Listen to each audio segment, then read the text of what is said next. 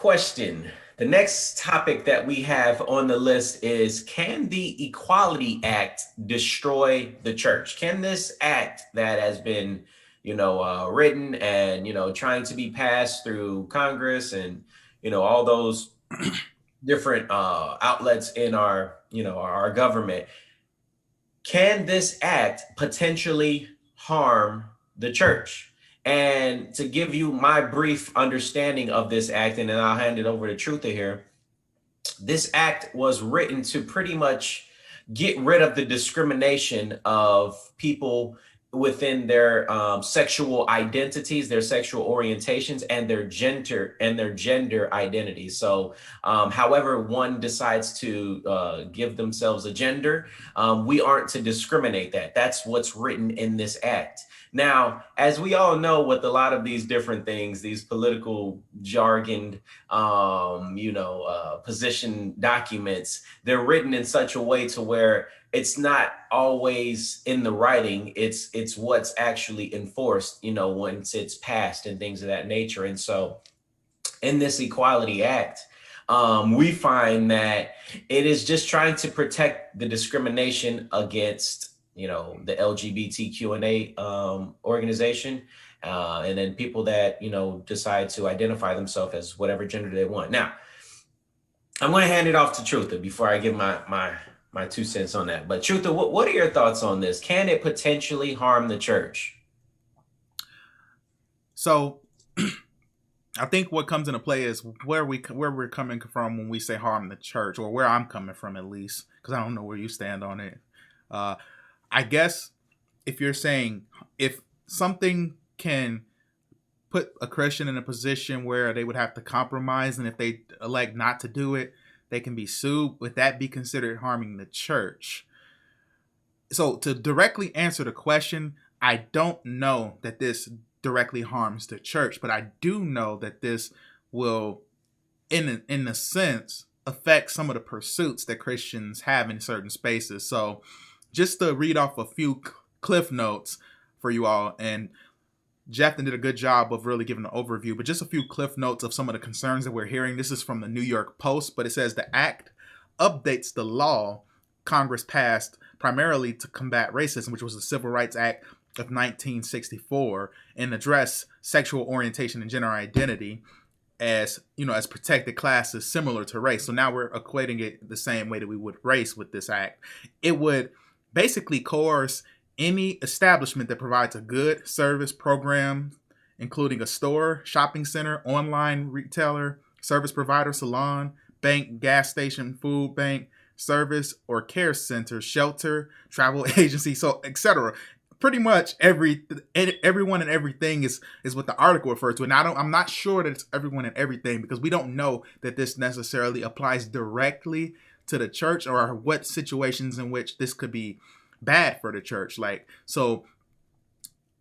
Obviously to this day, we have people from different communities. There have been reports of people from the LGBTQ community that have tried to maybe get positions in a church, and it didn't work out, and they may have tried to cry at discrimination, but it's very hard to prove in a lot of cases, because especially if a church is hiring, because at the end of the day, you hire who you want to hire, and it's very hard. You'd have to really have something explicitly stated, like, we're not hiring you for this, for that to come into play.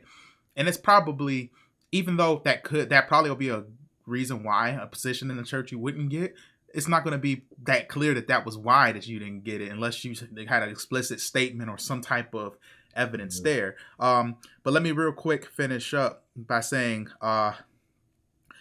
so religious schools, adoption agencies, some Christian charities are likely to face the federal sanctions for upholding some of the traditional teachings when it comes to gender identity, man and woman, stuff like that, and biology, how the Bible speaks to genetics, and sex, all matters between, sex and marriage. And so they'll be the ones that are mostly at risk from the law. And the biggest thing is we're inserting ideology into something. And don't get me wrong, race is a social construct in and of itself. So there is precedent to say, okay, adding a social construct that society holds as a reality, there should be protections if this is a reality to the society. We agree. I think me and Jefton both agree that there should be protections on these identities. They should have equal rights under the law. We may have some disagreements on whether or not same-sex marriage should be a thing or not. We may have ideological disagreements there, but as far as equal treatment, we both agree in that principle. But here's the part that I think we both have our concerns about, and I want to hear what you think on this too. But most laws on racism included no religious liberty protections, but this one is protected against the Religious Liberty Act, basically, where if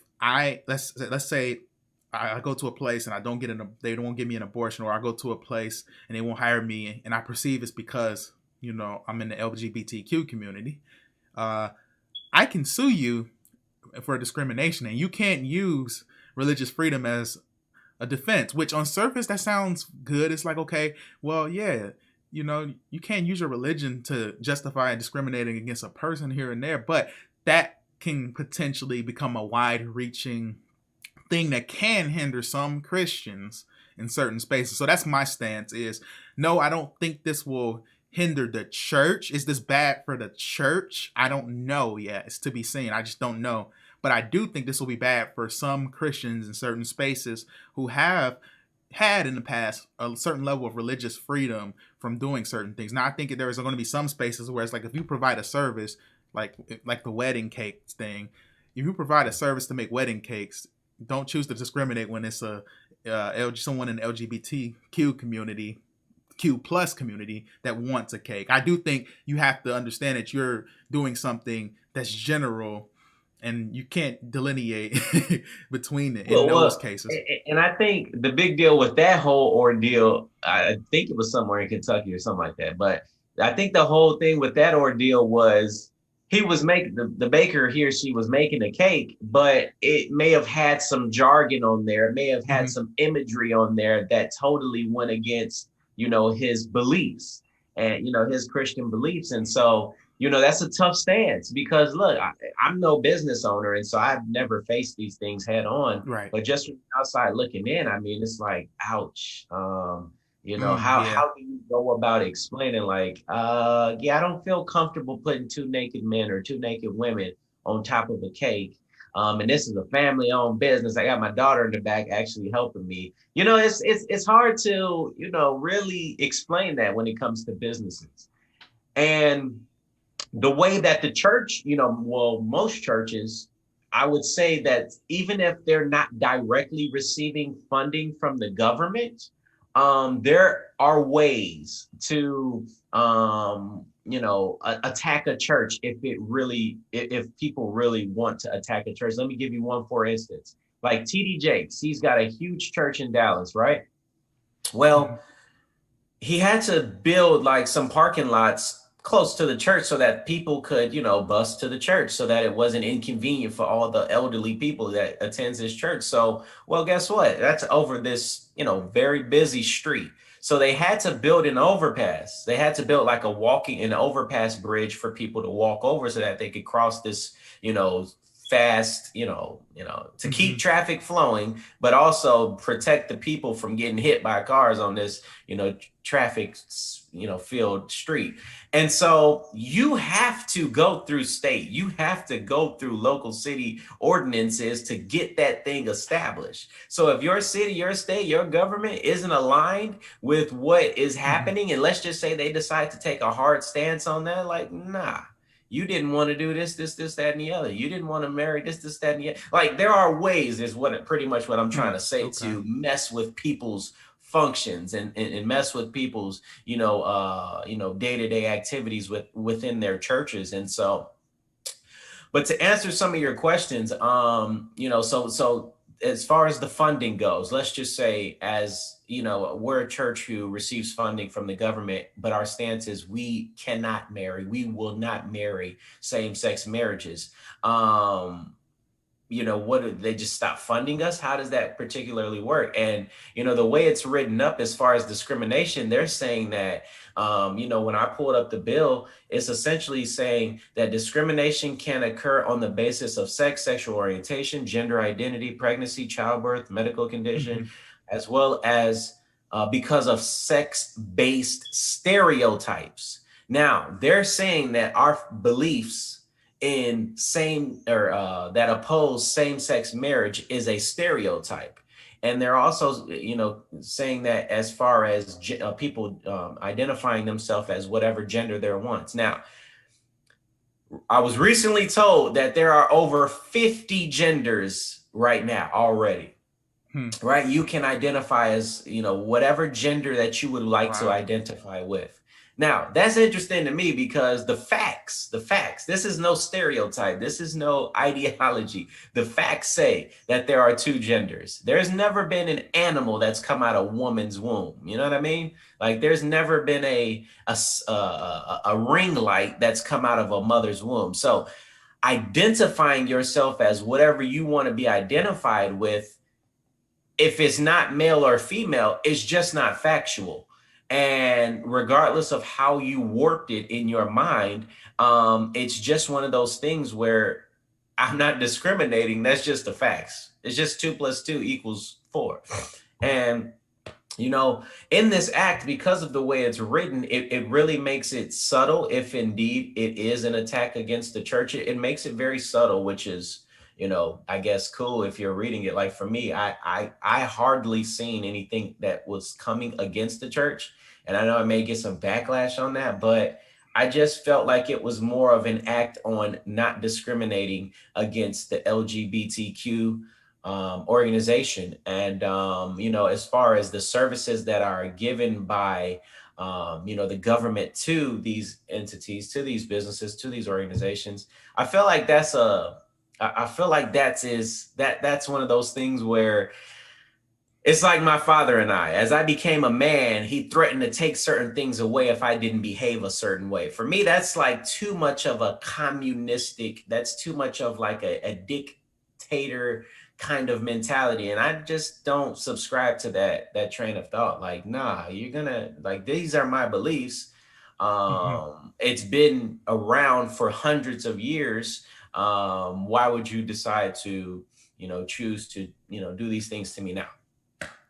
I don't know. I don't Yeah. think it could, for me and the way that I'm set up, I think that it could potentially harm me and my beliefs and what I stand for, as far as like being in campus ministry and higher education and having, all of our services held on, college campus. I think that I am the first to be exposed to these types of things because they saying, well, your stereotypes don't align with, our particular organizations, our particular schools, ideologies, and what we believe in. And so we're going to relinquish your organization. We're going to let go and say, no, this doesn't stand for what we believe in. I think I could be exposed first. Our ministry could be exposed first. And so, as far as us being harmed, I think that we could be the first ones attacked when it comes to our stance on, same sex marriage. And I think, unfortunately, a lot of people are going to be exposed through this. I think we're already seeing denominations being exposed for their thoughts on same sex marriage. And unfortunately, we just cannot twist what scripture has already told us. Yeah. No, I hear where you're coming from. Like you said, this will go as far as it's allowed to be enforced. Um, so it's going to be interesting if it does pass, how it will be enforced. Mainly just because there's certain things that are there, but like aren't necessarily enforced. I think, and I could be wrong on this, but I've heard like in California that it's considered a federal hate crime for like, or I don't know if it's a federal hate crime, but like I heard there's potential penalties for people in the church calling homosexuality a sin. And I don't know how accurate that is. I've heard that. There's some fact checking necessary, but I've heard that a lot. But people still call it a sin in California. That doesn't stop people from doing it. And you don't hear a lot of cases about like hate crime X, Y, and Z. So, but I don't know.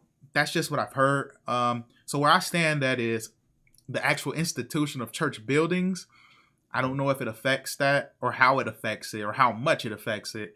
And the church as the actual ecclesia, the called out ones, the people, and our what we can do, I don't think it affects us at all. It just requires it will require us to change approaches. We maybe can't be as comfortable in buildings like we want, but it doesn't stop the work of the church. The work of the church continues despite this. There have been people, Christians, under much harder circumstances than this, and we still kind of have it made, even with the current attacks on the religious freedoms that we are used to. Mm-hmm. Yeah, yeah, and like I say, I said that it could potentially harm our ministry and what we stand for because we do stand firm on our beliefs. However, just within this act, they make it so subtle. If that is indeed the case, they make it subtle. If that is indeed what they are wanting to do, if that's what Congress and the government is wanting to do, is make this a church against gender identity and Mm-hmm. sexual orientation case. So. Moving on. Moving on. I think that was a deep one where you got to dive into the act itself. And so we challenge you Mm-hmm. all to go read that act. I mean, you just go on the website, congress.gov, and just pull up the bill that's been proposed. Just type in Equality Act. You can find it. And you read it and interpret it how you see fit. Obviously, the church has always been under attack since times of old. So this is not a surprise to me. You know what I mean? So, I've been, equipped with, being able to, word things in such a way to where I'm still going to get the gospel out there regardless. So we want to hear what you all think in the comment section. Let us know. Yes, And let us know. do you agree with this Equality Act? Third topic.